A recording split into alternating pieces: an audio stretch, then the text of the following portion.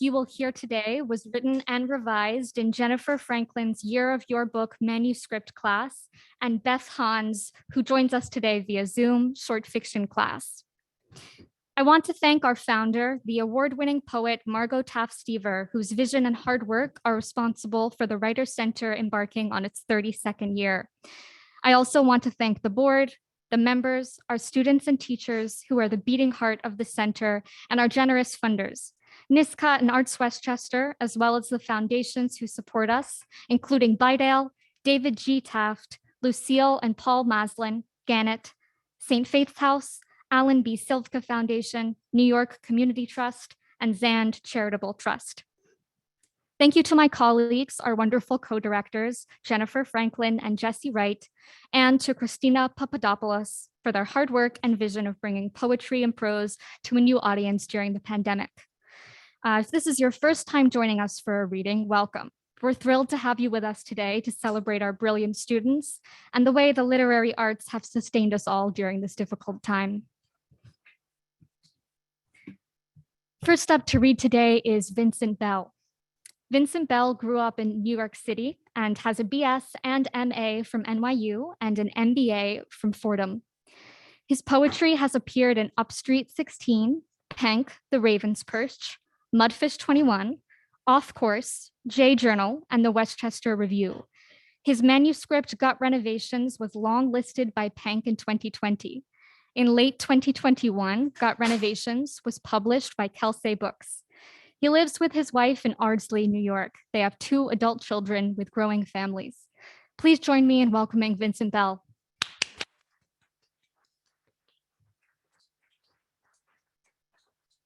Thank you.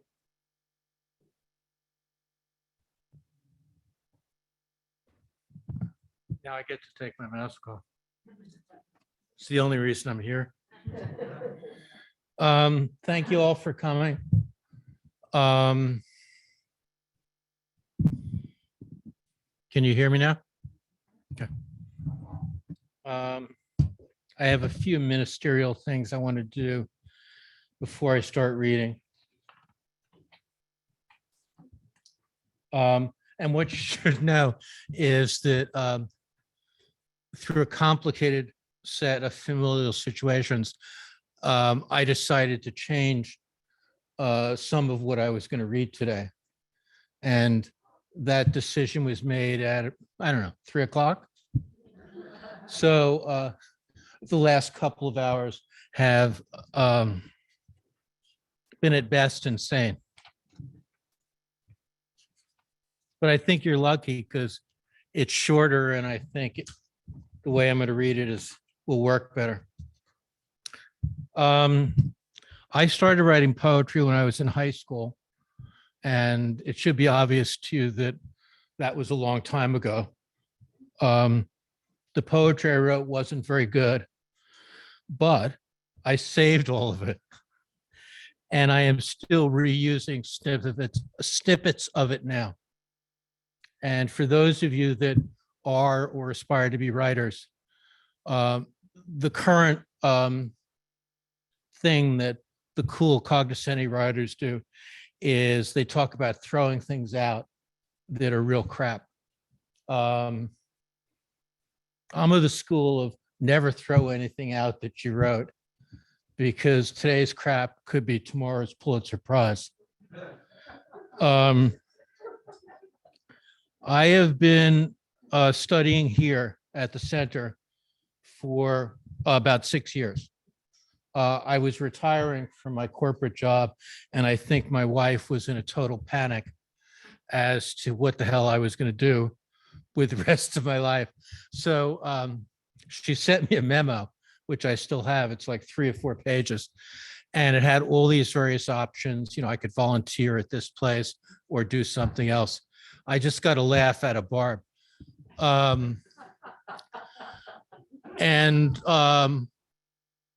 We decided to come here and just take a look at it and see what it felt like. And there was a reading going on, and we knew that. And we walked in, and we're going to get seats. And my wife, taking care of all the details that I kind of ignore, signed this form as we came in, which I guess you thought was an attendance form or something. But I signed a form that said I was going to read that night. And I had a couple of poems in my back pocket, literally. And I read that night. And I was completely, it was like crack cocaine. I mean, I was completely sucked into the process. And that's how I ended up here. And that was 6 years ago. And then it was in the spring, I guess. And one day I was sitting at home watching a baseball game because I was now retired. And I got a phone call from Jennifer Franklin saying I had registered for the wrong course, that I couldn't possibly be in the right place. And the one that I registered for was like the third year of working on your novel or something. So I told her what I wanted to do. And I had a whole satchel of poems that I wrote when I was 15. And I was good to go. And that was 6 years ago.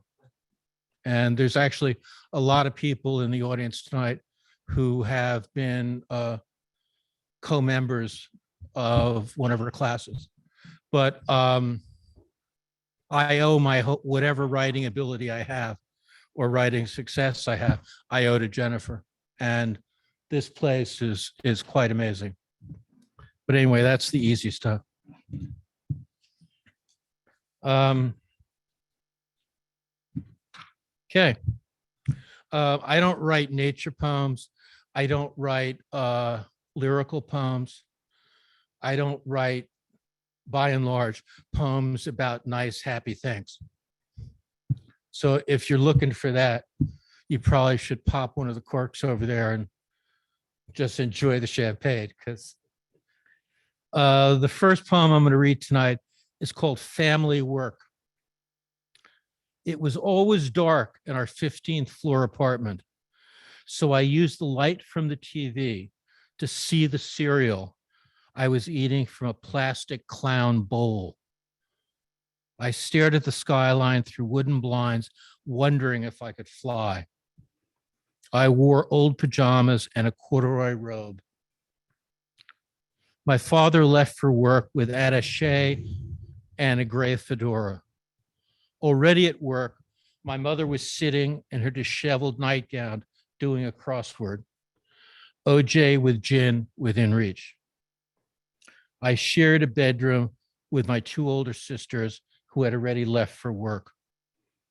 I slept in the top of a double-decker with one sister below and the other along an opposite wall.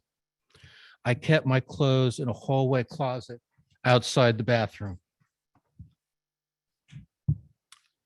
The next poem is called Just Me Alone. Where you start the story tells you nothing about the end. I was the last of 4 children. People thought we were normal, but when the door closed, the dread was there. My mother controlled our every breath. My father didn't matter, and my siblings were lined up at the door, ready to escape. They were all gone when I was 10, leaving me alone with my parents on their stage, delivering lines I didn't understand. The next one is kind of what I do for a happy poem. Weekday routines. On the way to school, past the convent, I carried a school bag with my glasses, undone homework, and a fried egg sandwich on white toast dripping with butter. I walked over metal sidewalk doors, hiding the stairs down to tenement basements. At First Avenue, I joined kids outside the candy store, licking colored dots off strips of white paper and sucking colored liquids from small wax bottles. We were third grade junkies. In the church, I scrambled to sit with my class. Rows of boys, then girls with a nun in black punctuating that paragraph. The mass was theater. Bells, processions, costumes, burning incense, and bowing led to the consecration. Then we went to our classroom to eat our egg sandwiches.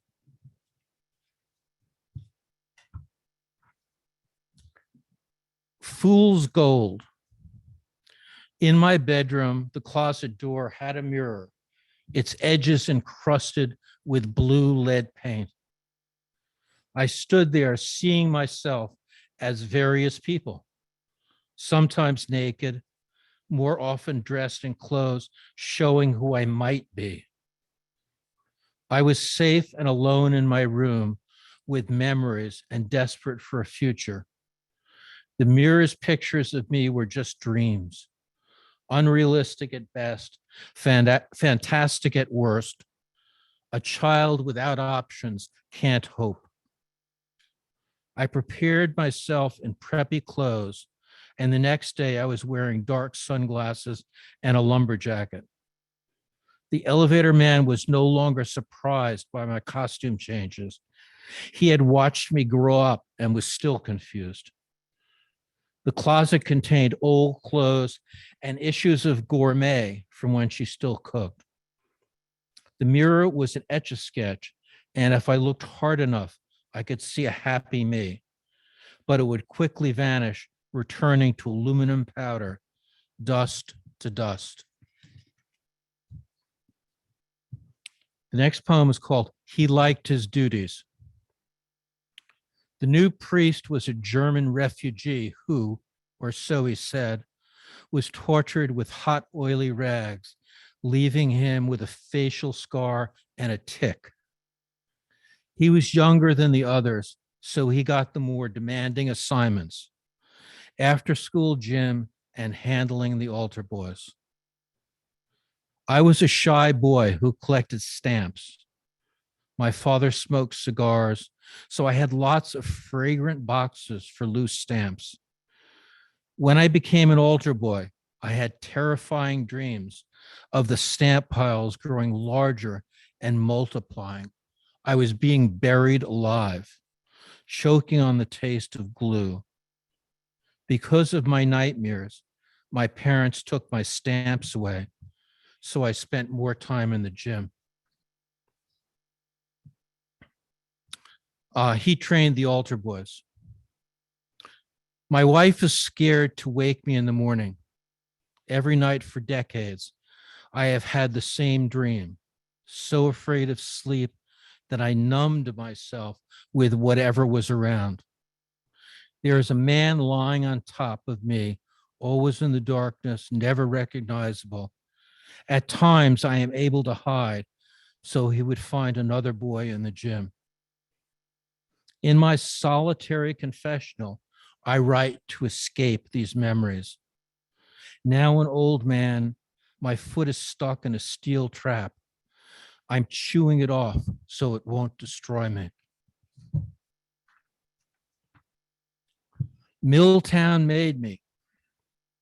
In the 1950s, I had a nervous breakdown in the 4th grade and didn't go to school for 2 years. I couldn't sleep, crying all the time. I wouldn't leave my parents' house. They were embarrassed by my behavior. The psychiatrist loaded me up with Milltown, making me malleable and socially acceptable. No longer the case. The pills quieted me, and on a good day, I could pass for normal. The next poem is called Book Knowledge. For a certain portion of my career, I worked for a variety of book chains. So that's kind of the basis of this poem. Book knowledge. Asleep on a bench in a Boston bus station, having missed the last one to Maine. They cleared us out to close and clean, so we walked the streets until first bus out. Finally, in South Berwick, we slept on a large block of foam. Our host had been so drunk that he passed out last night, so he couldn't have picked us up even if we had made it. Trying to get over Susan the only ways I knew: drugs, booze, and women. allowed me to cope with no future. A complete wreck, running on luck. My job at a bookstore allowed lateness and layered hangovers because I kept them in Coke and I had book knowledge. Bowery, 1962. When I exited from the subway on the Bowery early on a weekend morning to buy a guitar in a pawn shop, I saw bodies scattered all over the sidewalk or propped up in doorways, asleep in pools of their own. Just lost my place. The bars were open for them as they woke up. Mostly men, they wore someone else's stained suit. I couldn't see that this was their life, that this is where they lived. The suits made me think that something happened to them on their way home from work, as if they were trapped in time.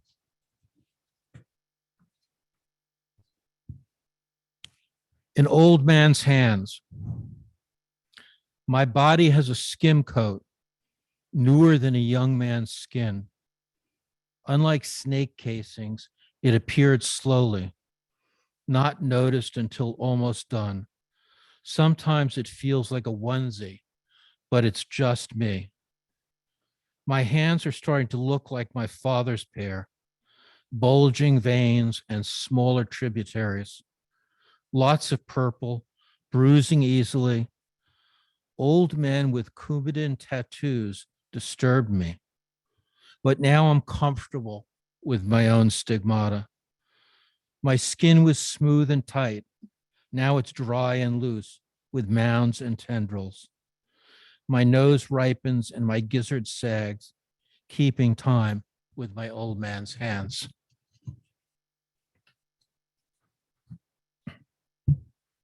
The next poem is about when my father died.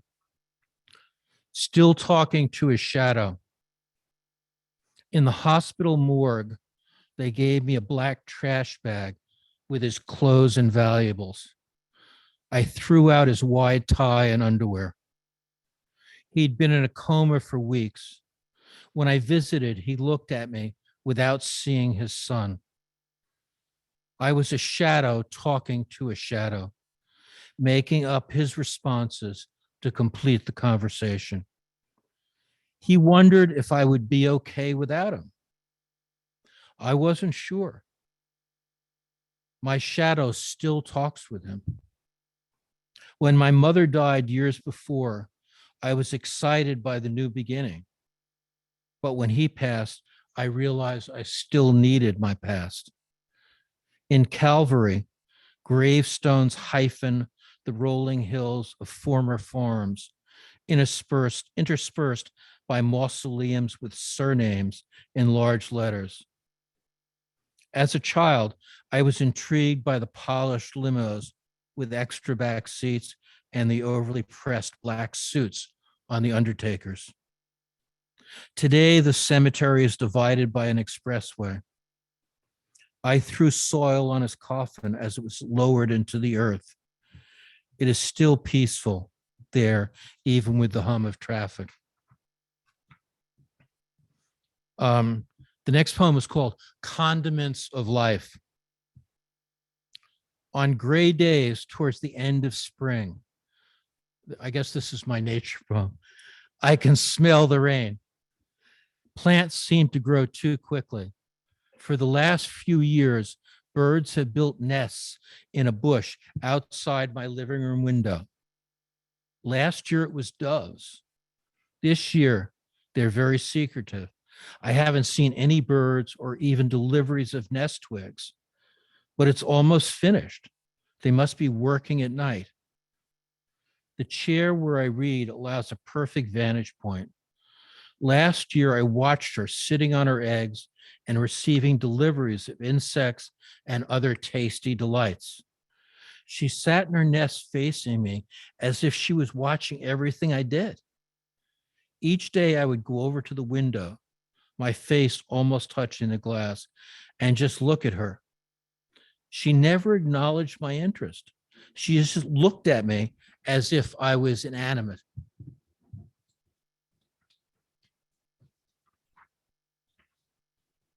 The next poem is called Quitting. No longer am I the center of my own dank universe.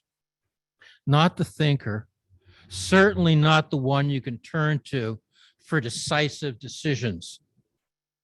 Avoiding the spotlight is my goal. I don't want to say grace or make the toast or stand too close to the casket as they lower it.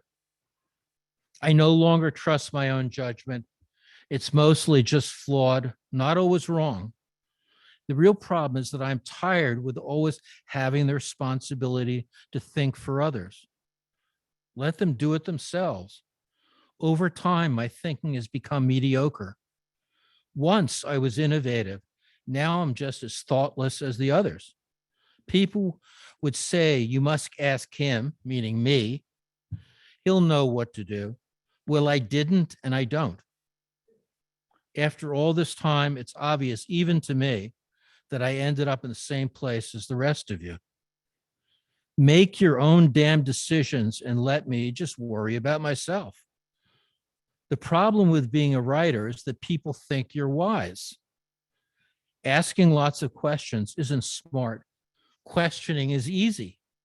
Having answers is what makes you the big shot.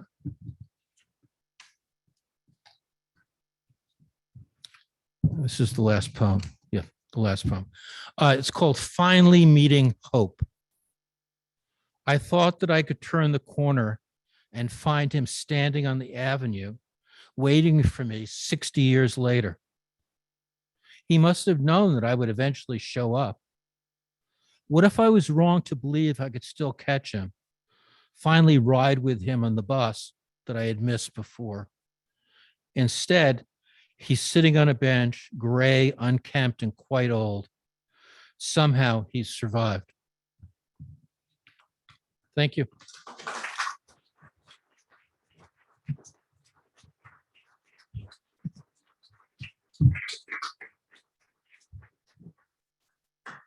I mean, do we have questions or what do we do? Okay. You're a great audience. Thank you. You clap well. Next, we're going to hear from Rachel Kowalsky. Rachel Kowalsky is a Guatemalan and Ashkenazi pediatric emergency physician. In her writing, she explores the hospital as a place of storytelling, transformation, and healing.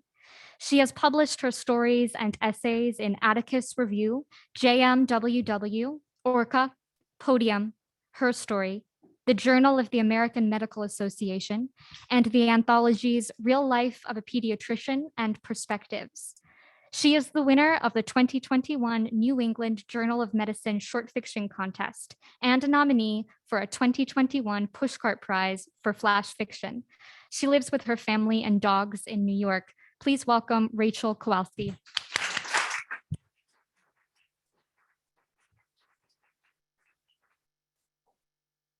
Hi, thank you, Sophia.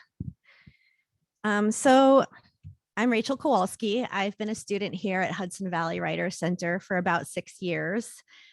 First in Kirsten Backus's novel writing class, and then in Beth Hahn's short fiction class. And I'm going to read my short story, The Billboard, which won a writing competition at the New England Journal of Medicine. This is the first time in their 200 years that they've published fiction. But in the last few years, the intersection of medicine and the arts has received increasing attention. And I think that's because we're continually looking for a way to better connect with our patients across the EMR that's physically in our way, the time constraints, the PPE, and to make meaning of our work. So I need to thank my family, my husband, Mark, who has actually been known to leave work so that I could get to writing class on time. My friends, particularly Tara Stein, who actually told me about the journal Looking for Fiction. Diana Goldenberg and Jackie Kay, who have listened at length to my multiple ideas for various stories and let me bounce ideas off of them.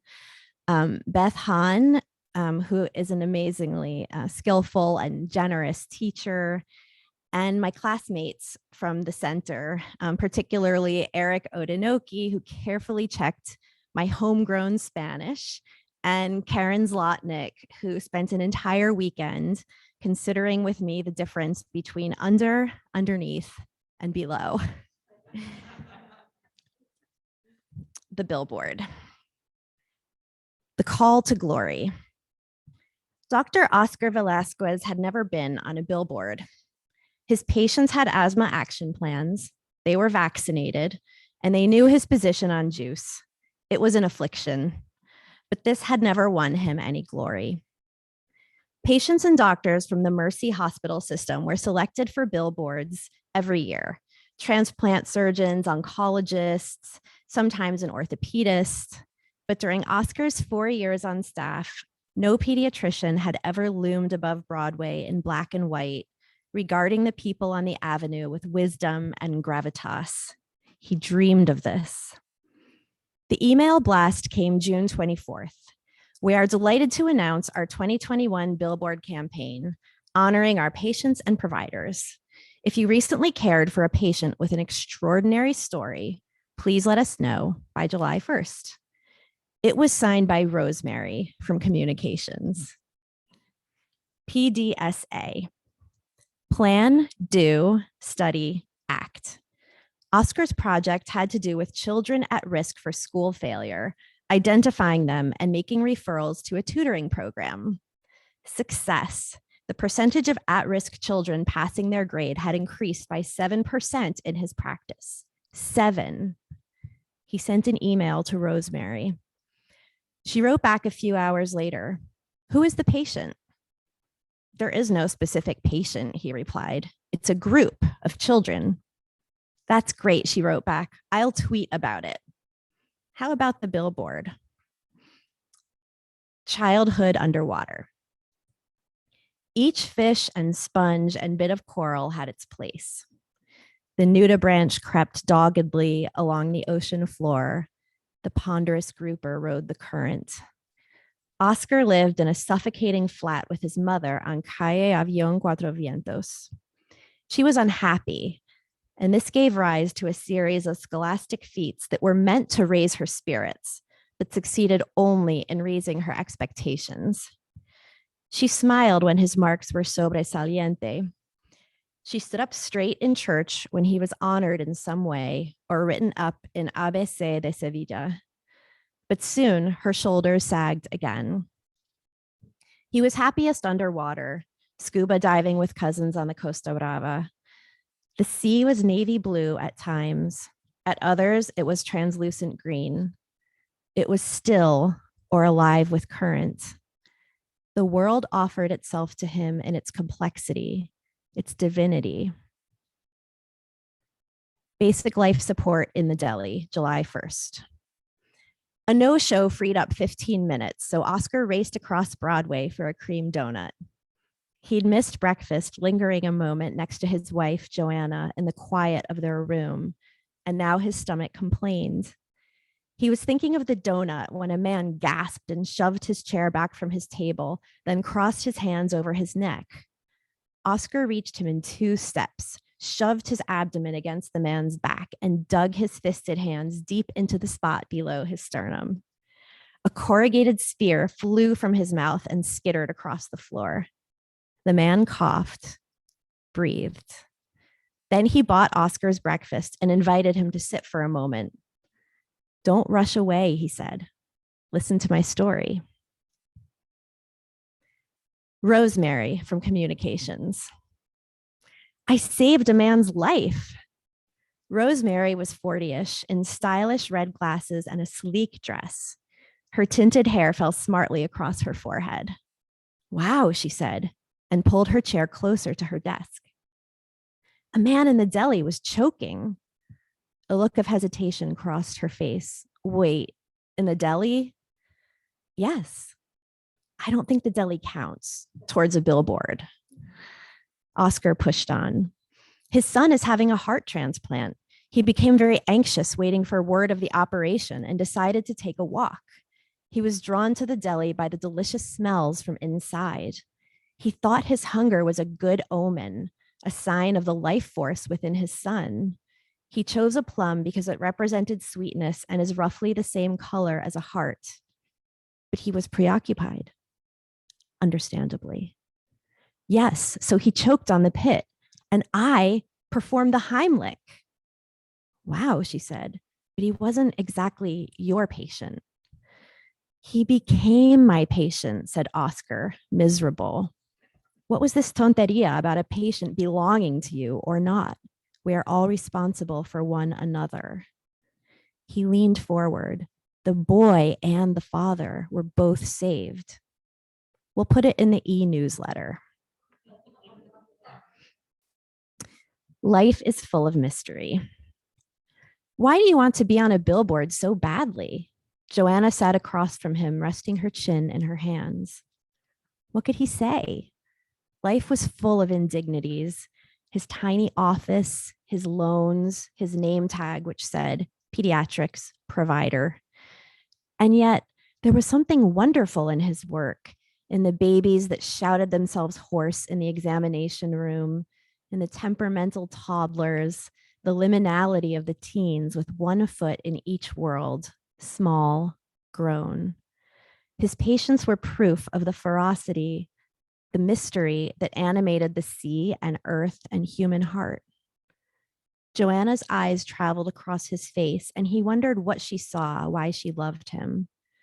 Your mother will not be moved by a billboard, she said gently. The black eyes of Joanna. He thought of the rainbow wrasse, the sea bream flashing silver in the quiet. What will your subspecialty be? His mother had asked once, eyebrows raised. The actual child, he'd said, their well-being. She'd made a glottic sound at the back of her throat, scorn. A baby is born in the hospital driveway, July 2nd. He's not crying, screamed a woman. Oscar threw his coffee cup to the ground, pushed through the crowd, and grabbed the infant like a hungry man seizing a tray of hors d'oeuvres. He set his cardigan down on the seat of the taxi and laid the baby on top, dried him, rubbed his little chest to get him breathing. The infant reached and shuddered at the sudden lack of water or boundary, the vastness of the world. He opened his blue-gray eyes and hollered.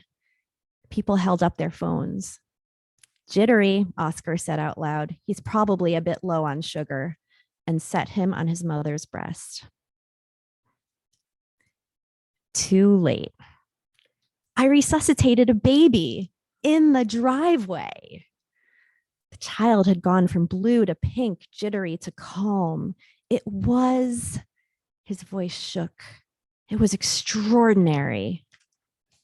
A baby, said Rosemary. That's great. She didn't move to collect his information. They are from Spain, like me. They were on a baby moon, and the baby came early. Today is July 2nd, said Rosemary. The deadline was July 1st. Does it matter? We reviewed the entries last night, she said, picking fuzz off her dress. We picked 3 people. But certainly, you met this kid a day too late. She shrugged. I don't make these deadlines. Waves of disappointment broke over him. The baby's name is Alvaro, he said, and left the room. Alvarito, little Al, Alvaron, a wonderful name. It held a bit of the child's life force in its letters. Many people thought him strange when he spoke of the life force, but not Joanna. How did an infant know when to take its first breath? That it was safe, that it was time. His colleagues believed with ease in the tiny ions that swam across the channels of the heart, invisible to the naked eye. Yet this force, so plain to see, was never noted, never named. The billboard. High above Broadway in black and white stood the boy who'd had the heart surgery, the child of the man with the plum pit. He was thin but strong, arms crossed, eyes enormous and bright. The cardiac surgeon stood next to him, a man of significance, identity. Oscar was late for clinic. He was jogging down the avenue when the deluge began, forcing him beneath an awning. As luck would have it, he was directly across from the billboard. Hablas español? An elderly woman leaned against a walker. Sí, como no? I'm looking for the hospital. It's just 2 blocks down the avenue, señora. You should have a sweater. I gave it to a baby. And why? Looking up at the billboard, watching the rain slip in sheets over the awning's edge, he told the story of Alvaro the baby. And then, because she was still listening, he told her about the PDSA cycle and the man in the deli. Que maravilla, she said. They stood quietly then, each absorbed by the things they still found marvelous on the strange and fickle shores of this world. He thought about the infant, the naked rush of life, of energy that he'd welcomed to this place. It seemed as though the boy had locked eyes with him for a moment, alien blue eyes, still of the old world, the ocean of his mother's womb, a startled sea creature. He had raised his little hand to Oscar in a wordless greeting just before he breathed, before his blood about-faced and changed direction, before certain chambers opened and others closed inside his heart, as if to say, Yo te veo, Oscar. I see you.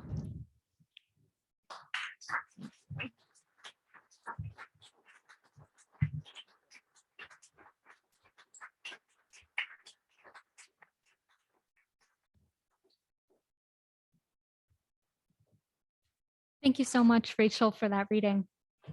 Next up is H.E. Fisher.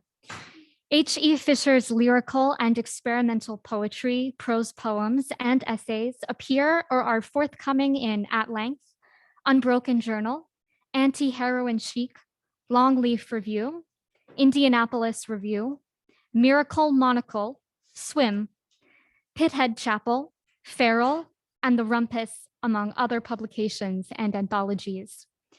Her lyrical essay, Ocean, an autobiography, Hopper Magazine, and prose poem, Elegy for the Trees, Feral, were each nominated for the Best of the Net. H.E. is the editor of Re and Ideas Journal. In addition to studying at the Hudson Valley Writers Center, H.E. is pursuing her MFA in creative writing at City College of New York, where she received the 2019 Stark Poetry Prize in Memory of Raymond Patterson. H.E. has also been a finalist in the 2020 to 2021 Comstock Review Chapbook Contest and a semi-finalist in the Grayson Books Chapbook Contest. Her first collection of poetry, Sterile Field, will be published in 2022. H.E. lives in the Hudson River Valley. Please welcome H.E. Fisher.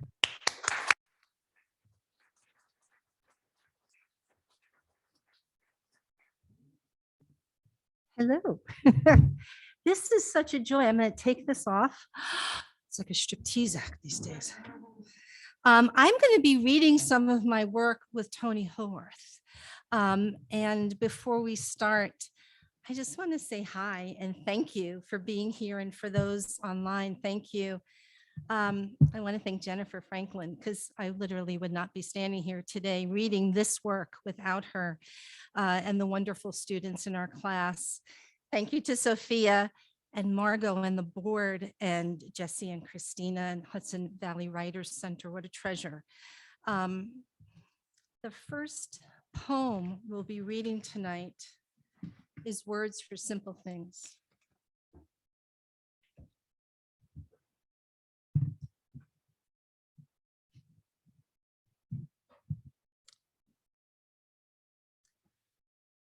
Home late from work, you head upstairs, stop after 3 steps. Ventricular tachycardia.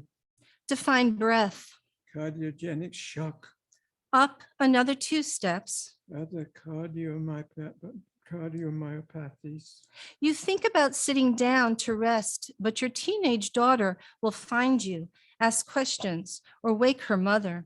Intracardiac thrombosis. 5 more steps to the landing. Malaise. All you want is bed. Sleep is close. Acute on chronic systolic congestive heart failure. Hearing you, your wife calls out and asks if you could please bring her a glass of water. Rotations. After the transplant, the heart I married was carefully discarded. Is this a loss, this mythological organ made by card crafters? Doctor said bad air, bad water made a bad heart. What earth is this? All the breaking. Days are unrecognizable. I check the weather hourly. The cycle is missing. I am asked to hope for mitigation. The definition of healing is a pill to suppress immunity. Nothing is rejected. The new math of his cells, part his, part stranger, a kind of chimera. As am I. I have absorbed myself like a twin in the womb.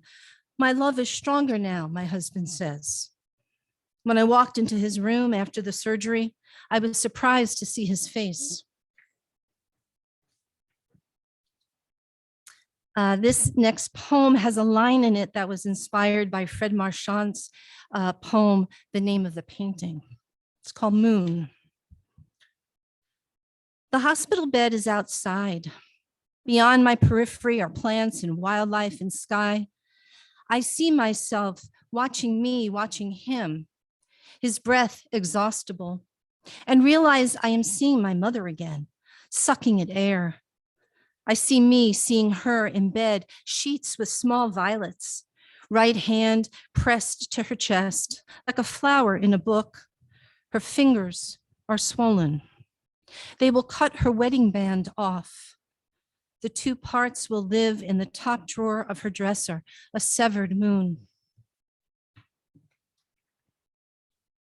Wildflowers.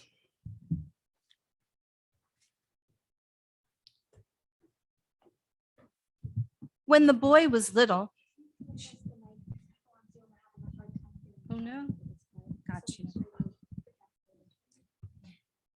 When the boy was little, Chicory. there was no sewage treatment plant in town. Green alder's mouse. Raw sewage went into the creek. Woodland lettuce. The creek curved around the town Creeping myrtle. like a horseshoe Tall, hairy agrimony. and was a tributary of a great river. Putty root orchid. The river was polluted Western pearly everlasting. with toxic chemicals Two-leaf anemone. from industries Galax. like steel production. Thimbleweed. Some of the chemicals, such as nitrates, are found in fertilizers and explosives. Liverleaf. Mercury and PFOA Blue toad flax. used in making Teflon Pale meadow beauty. also polluted the river. Broadleaf arrowhead. Like all the children in town, Thimbleflower. the boy swam in the creek. Doll's eyes. His father fished in the creek. Golden glow. The creek was the source Trout lily. of the townspeople's water Clasping bellwort. for drinking, Baneberry. washing laundry, Blueweed. and for bathing. Spike gayfeather. Many of the living beings Wild comfrey. near the creek and river Summer lilac. got sick. Appalachian barren strawberry. Still, wildflowers grew along the bank. Widow's frill. The boy could name them. Hot rock beard tongue. Sometimes he would pick some to bring home to his mom. Small bonny bellflower. She would put the wildflowers in a clear glass vase Cancer drops. and fill the vase with tap water, Cold wart. which traveled in a system of pipes Sorrel. from the creek Wild yam, to her kitchen sink. American blue hearts. Consent. Before the transplant surgery, before I said goodbye and good luck, a young doctor at the hospital let it slip that the donor was in his 20s, a drug user, incarcerated, died in prison. I think of him, pulled over, the flashlight in his stammering eyes, the license number called in on police radio, and the cards back, where he may have signed below, "I hereby make an anatomical gift." Praise the cadaver. Hepatitis C angel, organ donor with tracks sewn to my husband's chest with superior vena cava artery, aorta valve, and ventricle. His mother says, "Don't tell anyone whose heart this is, not the ladies in Bible class, not your sisters or cousins. The man who saved you is a sinner." There are rules. Send thank you note to transplant unit social worker, who in turn passes note to donor family. Husband sends love and gratitude for the new heart. Social worker says, "Don't expect a reply."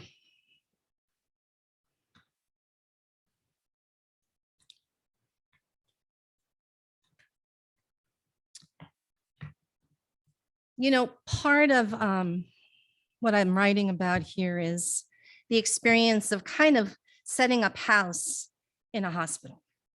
And this was a reaction to that experience. It's called Vigil, women's bathroom in the heart wing of the hospital. When I walk in, there are two women stripped down, washing their pits and vaginas at a double sink with industrial paper towels and dispenser soap. I am also here on a break from bedside, can't hold it in any longer. The door closes behind me in slow motion. Anyone in the hall can see in, but no one on this floor cares. Human smells clamp the space. There are no private scents. The younger woman's eyes sweep over me, then haze back to her mother's naked body. Time is unmeasured. Their clothes hung over the stall are swirls of twisted prisms. I relieve myself, come out. The mother steps aside, gestures toward the sink. I wash my hands, her bareness inches from mine.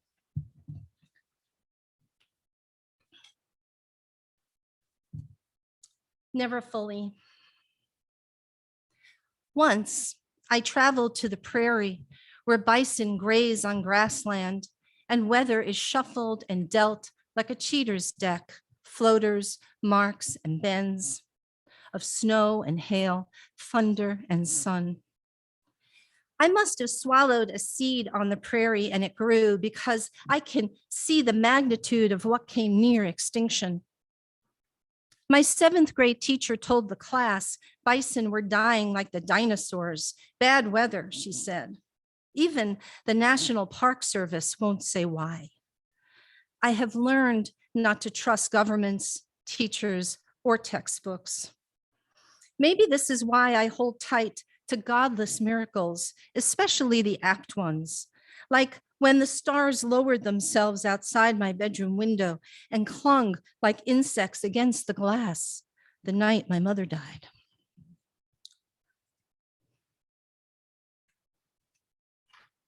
Doctors don't like magical thinking, underestimate the abracadabra and truth magical thinking uncovers. And there is nothing sick about joy or truth. Once, something white-gray appeared in my garden under the crabapple tree, too still and shiny to be bone, shell, or worm. I dug at it with my finger and found a plastic figurine of a bison, no bigger than a rose head. Perhaps an old discarded toy or a child's whim to bury. I brought the figurine inside and washed it, set it on the windowsill above my kitchen sink. And as I scrub dishes, wash vegetables or my hands, I am reminded of how some things are never fully gone. even when some try to make it so.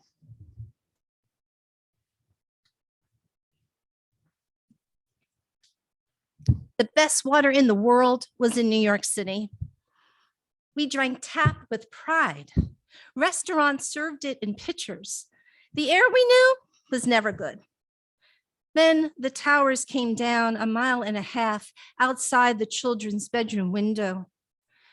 We had nosebleeds. The doctor cauterized me, the baby too. Less than a year later, we moved 50 minutes north to a hamlet with 5 lakes in a county lush with rocks and pine, where neighbors let nettles and comfrey grow wild with roses and berries in their yards. You could stand on our back deck, reach out and touch forest, watch wild turkeys and deer, bear and coyote, hear the call of buntings, warblers, and bobolinks. At the playground, we saw the white circular nuclear plant on the river shore in the distance, not yet shut down. One day, the plumber came to fix a pipe under the kitchen sink and told me not to drink the water, to use a filter, boil it. He took a breath so slow, I thought a dirge would follow, and exhaled perfluorooctane sulfonic acid, forever chemical, he called it. By then, I had given the children bottles and sippy cups filled from the faucet, ladled soup, let them play in the sprinkler, drink from the hose. There's one last poem. This poem is called Recovery. After surgery, we learned it is the American way to live with a permanent wound. Insurance says, see the doctor, take a pill to feel better. Money will heal you. Truth and justice is a sterile field. Look for signs of pus and redness to tell you what to clean. Thank you.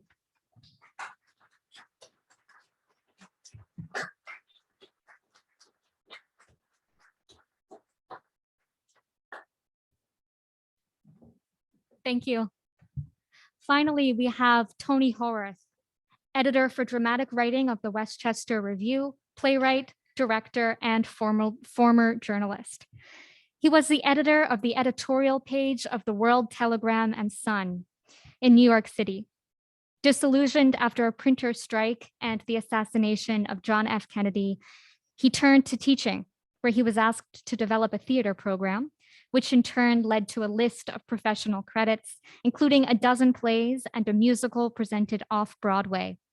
Full lengths include Thornwood, which won a Drama League grant, produced at Circle Rep and the Mint Theater in New York City, colleges across the US, Amsterdam, Tanzania, made into an award-winning indie film, Slings and Arrows.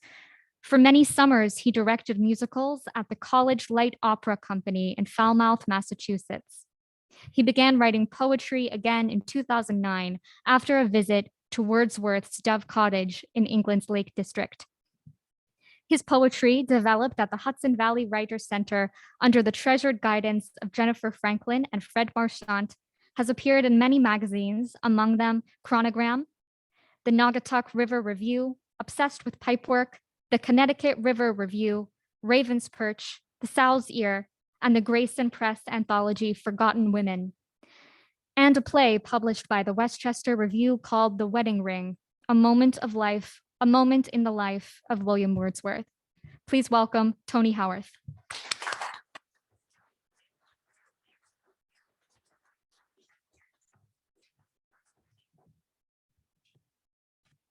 Thank you. Oh, Hello. were we coming through okay before? Yeah. Okay. If you have trouble, please give us a signal. I did not know what to call this. The Wild Man of the Mountain and the publisher stepped in for me. He has called it a drama in verse. Whatever. And the problem with reading it for you is that I can't do it alone, which is why I have this lovely lady next to me. It's two people are involved, and that's enough. Let's do it. You ready? Yeah.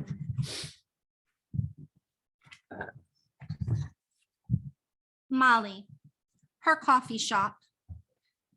The day he walked in, I wanted to throw him out. Torn and scruffy, face and hands smothered with smudge, looking for a handout. You here for breakfast? Oh, yeah, you bet. An apple turnover, and a coffee, milk, 3 sugars. Gonna cost you $2. Oh, that's good. I got $2. I do. I got $2. Here, see? I put him in the table. Molly, don't call it junk. When I brought the turnover, he wolfed it like somebody might try and snatch it away. So tell me things. I seen you wandering around town. Yeah, I do. I wander around town and all over everywhere else, looking for stuff like this ashtray. See how it's cracked all around the edge? Somebody threw it away, but it's still got some joyful life in it, like this newspaper. Oh, tear this picture out of this newspaper, and I put it in the ashtray. See how the ashtray, now it's a frame. Yeah, that's what I do. I turn ashtrays into picture frames. You the one caught up in a lawsuit with Ernie Brown, all the junk spilling across his property? Not junk. Don't call it junk. Don't never call it junk. Okay, sorry. Creepy shit face. He started it Cool calling it down. junk. And the judge, he called it junk too. What happened to reverence? What happened to How justice? many times I gotta say it? I'm sorry. I take the stuff I find in this fucked up world. I make it whole again. Make it belong somewhere. And that's anything but junk. Yeah. But that judge, nobody ever lets me be who I want to be. See, I hated school.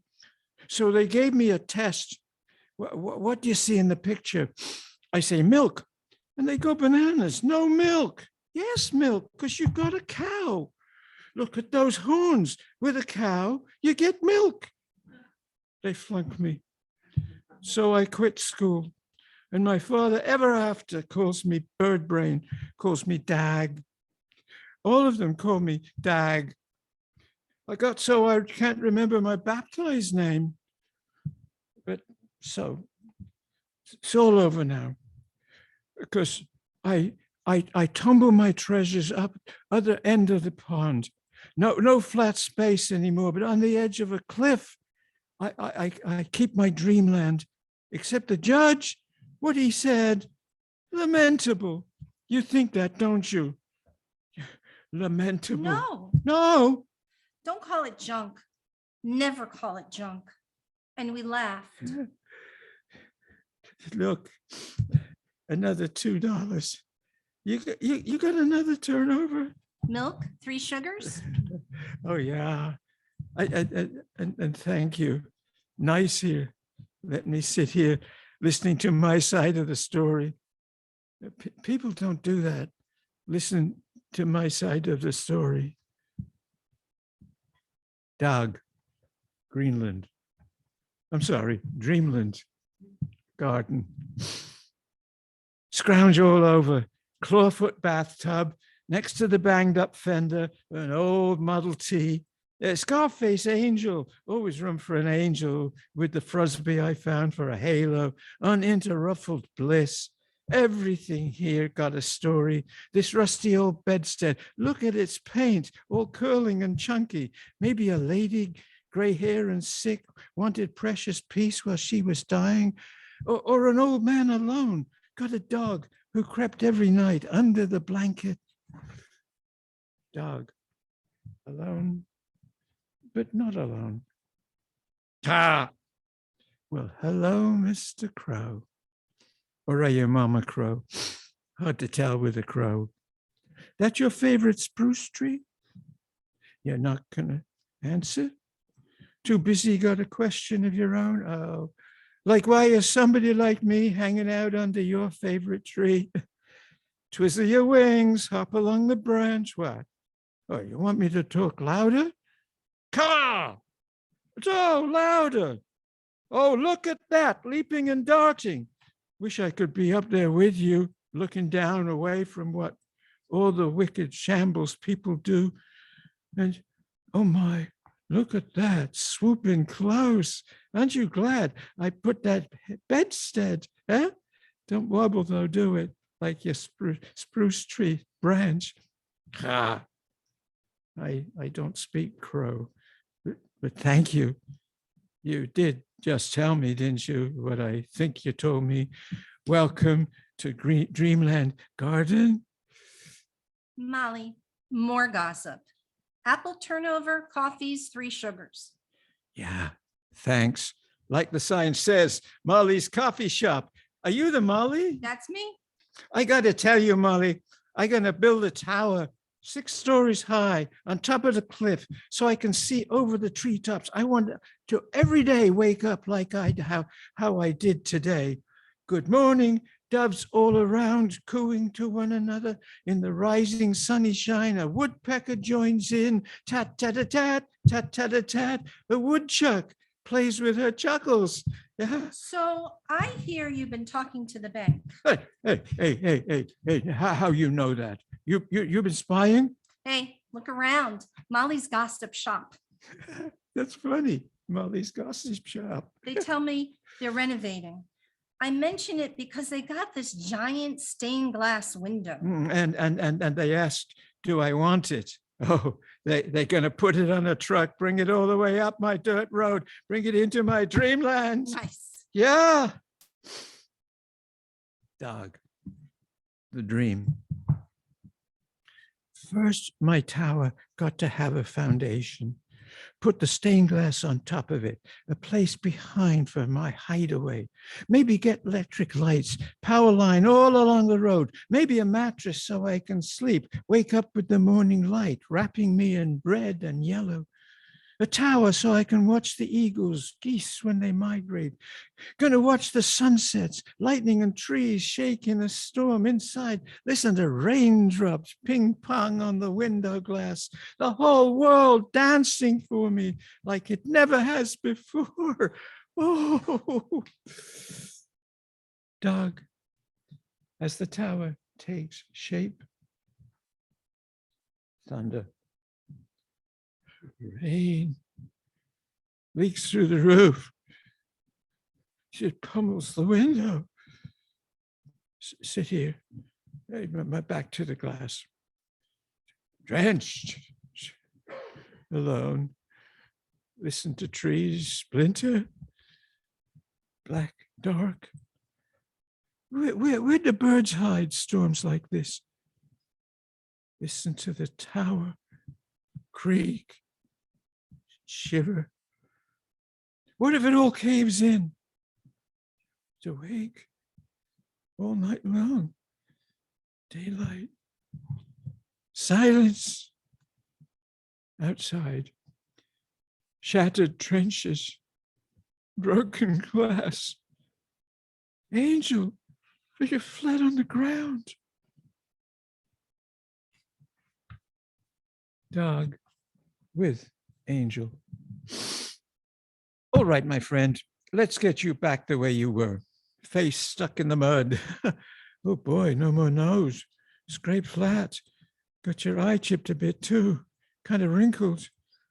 Gonna make you smile, even when you don't want to smile. Gonna make you smile. Oh no, the wing broke off. Oh man. Well, tell you what. I got this construction glue, gonna patch up the roof with it. Take some of it all sticky, a little dab on the back of your wing, put your back together. See, I know what you've been through.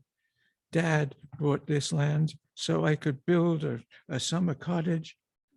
a country getaway next to the pond, cleared the land, but he never built it. When he died, the whole family wanted nothing to do with it. Too rough and treasy. So, dump it on bird brain. But look at me laughing back at them, and you laughing with me. This is going to be the jewel of all these mountains. Hold still now while I stand you up. Yeah, way to go, brother. Good as new. It's happy time talking to you because you never interrupt. Doug with Angel. Something new for our garden. Fire buckets, lawn mowers, hubcaps, the bike, strap it to the rusty radiator, handlebars down, crooked wheels, straighten them out, watch them spin.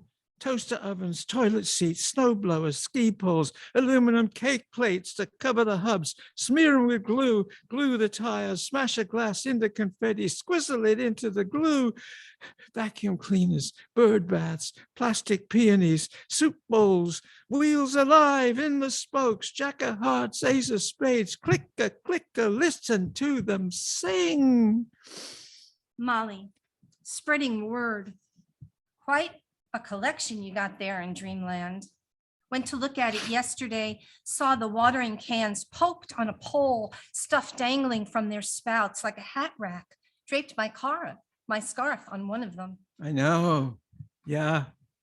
And thank you. A flash of sunny shine. It's orange and red, but there it is, giving it back. It's fresh and new, don't need bringing back to life because got that already hanging on you. Well, let me tell you, I talked to Ben, Mr. Hamburger and French fries, works for the newspaper, coming to see you. Oh, no, people read it. They come to Brow. If they tear it apart, they tear apart me. Nobody gonna do that. Look around the garden, just like I did, proud of you, happy for you, all your hard work. But you tell him no. If he comes, I chase him away. I told him you're a genius. Oh, well, that's I suppose. Yeah, but you tell him if he talks like I'm a knucklehead, bang, bang, get lost. Molly, breakfast on the house. Good morning. And here you are, apple turnover, milk, 3 sugars on the house. You don't have to. I got $2. No, today is special. What is this? Some kind of joke? Everyone here smiling at me, whooping and clapping. You're making fun of me. I guess you haven't read it. Even got a picture of you. Take a look. You're famous. Well, I don't know. I couldn't. I suppose it wouldn't. Would it? Be the end of the world. If it's on the house, apple turnover. Cup of coffee. Milk, 3 sugars. Dog. 2 weeks later. All sorts of people been coming to my dreamland, like this old lady in a wheelchair. Think of that, in a wheelchair. I get to push and pull her, keeps taking pictures. Oh, and this man with a guitar parked himself next to Angel more than maybe 2 hours singing all sorts of hymns. Place in my hands this wonderful key.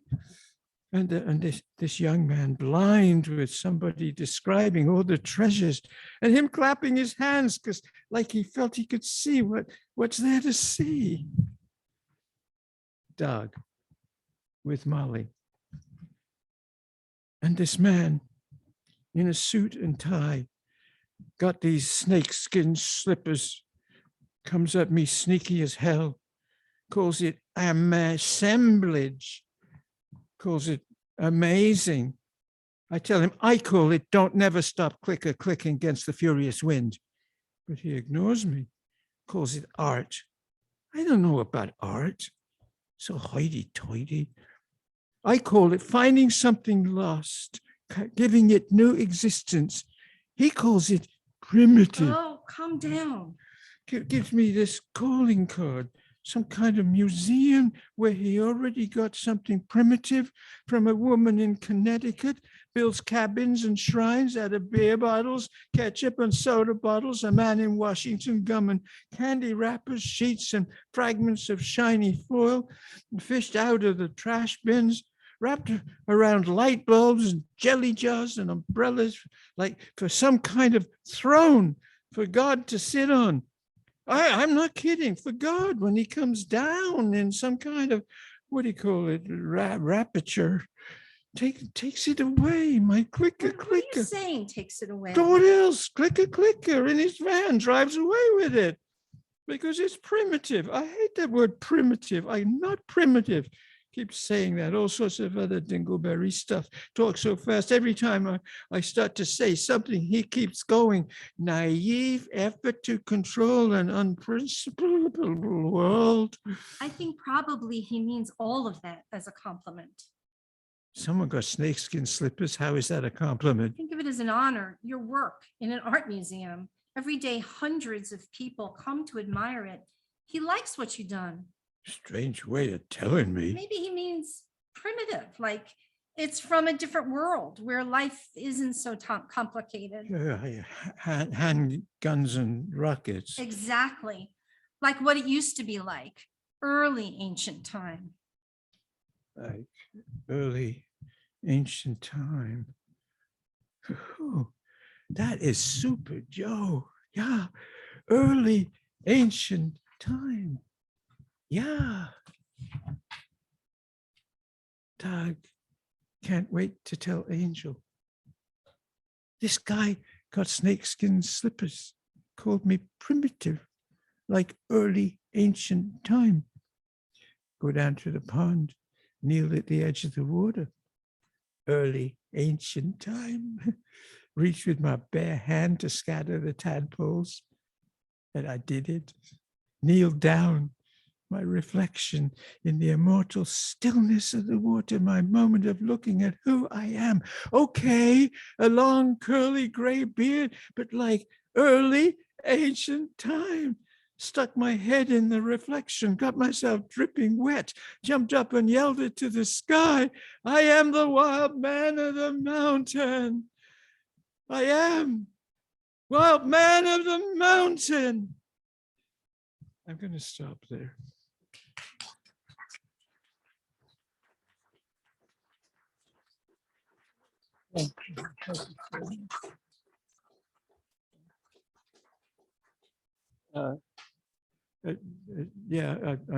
There is more to the book. And can I say now that my son has got books, and if you want it, yeah, ask him. Thank you so much again to all four readers. At this point, if all the readers would like to come back up to the front, we only have one microphone, so we'll have to pass it around to make sure that everyone on Zoom can hear their responses. But the question that I'd like to ask is, we'd like to hear you all speak a little bit more to the role that Hudson Valley Writers Center has played in your journey as a writer. I'll start. So the Hudson Valley Writers Center has been, I think everyone in my class has agreed, it's really been an anchor for us as a writing community, and particularly during this pandemic when we were all meeting virtually, but still meeting every week. It was a place to come back to and feel anchored and feel like we could write into whatever strangeness, whatever anxiety, whatever fear or anger we were feeling at that time. We could all come together and express it together. So it's been really wonderful for me in that way. Anyone else? Sure. I talked a little bit about this when I was. Oh, sorry. I spoke a little about this before, and in all seriousness,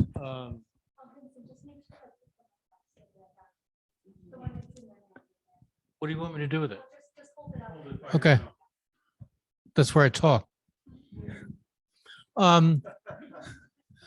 No, the center is a strange place. It offers the quality of the courses is extraordinary compared to other venues. While I've been here, I have learned to appreciate and respect a lot of the writing that I've done. I mean, I always felt that it was the thing that I did part-time and was kind of, kept me out of trouble kind of thing. And I've actually learned that people like it. And then the interaction with other students in the classroom was incredibly extraordinary because you could see what they were doing, what the issues were with their writing.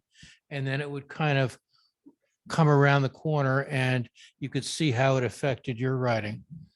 And the collegiality of the place is amazing. Now I'm going to embarrass Bill. Bill was raise your hand, Bill. Bill was the first contact I had with the center, and he runs the open mic program here. And he helped me learn how to read my writing and express my writing before audiences. And I spent most of my career talking about Excel worksheets before audiences. So it was a very significant transition for me. Okay. Yeah, I'm going to stay sitting because I don't want to fall down. What I have to say is that without the center, this would not be here. It just wouldn't be here. I come into the group when I do, and I say, and I still say, and I'll say it for a long time, I don't know what I'm doing.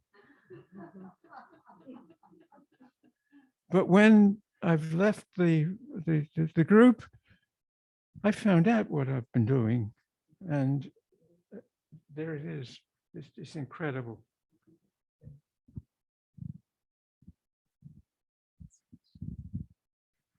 Yeah, I mean, everything that everyone has been saying, just to add to it is the generosity of that classroom, of being in a room or on Zoom with, 8 to 10 people who are giving you vigorous, rigorous, fabulous feedback with generosity and just sort of, they're really smart.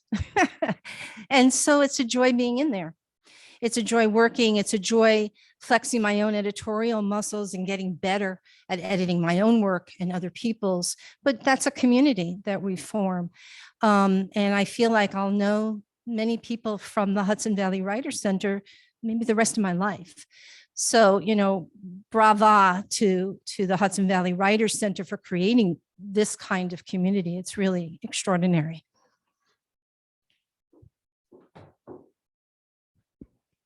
Thank you so much for those really thoughtful answers. I think we have time for one more very quick question, which will be to other students of the Writers Center who have not published their writing yet, but would like to. What advice might you have for them? Great. So that was me exactly 1 year ago. I hadn't published any fiction, but I totally considered myself a fiction writer. I described myself as a writer all the time, but hadn't published anything. I think there's a couple of things.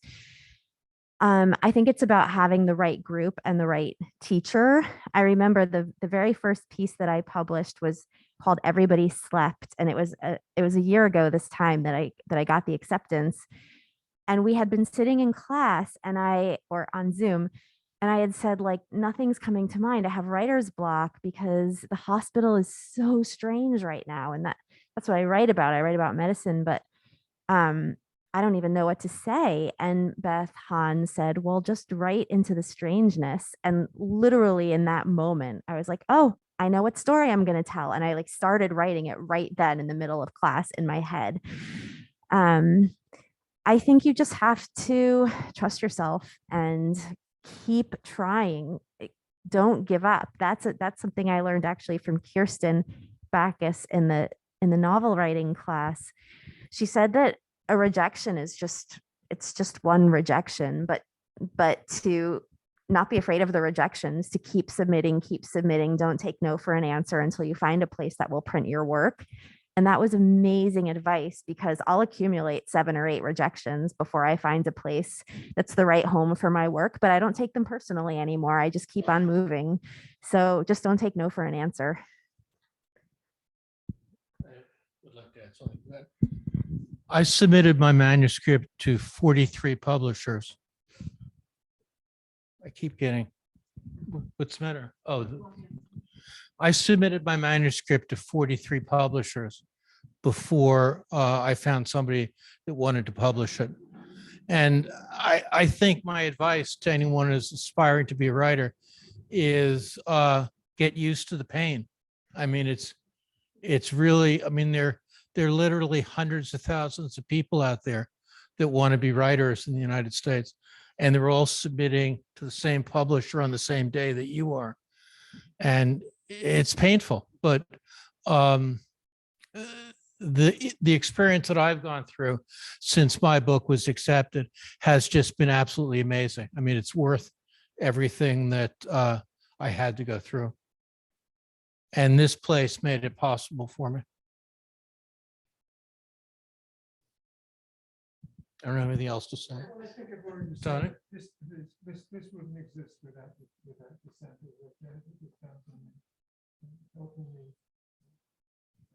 And that crazy woman on the top there, 2 from the left, is our teacher.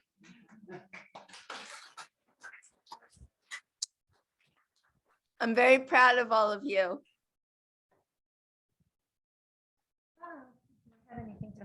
Thank you, sir. Do I have anything to add to that?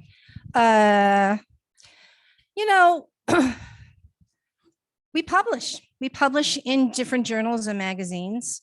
Some of us have books, some of us don't, but I truly believe all of them will. Everyone's submitting right now, chapbooks, full-length collections. I believe in the talent in that room. And I think part of what happens when you're at the Hudson Valley Writers Center is you understand, you normalize it. You understand that sometimes you get rejections and sometimes you get those acceptances. It's all good. It's all kind of part of what we're doing. And that's okay. What I do love is just the support system involved, the conversations in class, off class, texting each other, seeing each other online. That's extraordinary to have here. And yeah, I expect to be reading everybody's books in my class, honestly. Thank you. One last round of applause for our readers.